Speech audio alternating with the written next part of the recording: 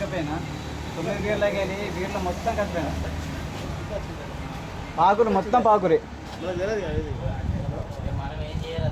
అదే కాదన్న ఈ మడిసా అని మనకు సంబంధం లేదు కదన్న ఎందుకంటే మన వర్కర్లు మనకు అక్కడికి వెళ్ళి వాళ్ళు ఆర్డర్ కొడతారు మనకు వస్తాయి కదా అది ఎట్లుందంట చూడు మొత్తం పాకురి వేరే వేరే సార్ నా కంపెనీలో ఫోన్ చేయమని చేస్తాను ఏందో మొత్తం పెద్ద నేను పెద్ద వర్కర్ పాకురు వస్తుందా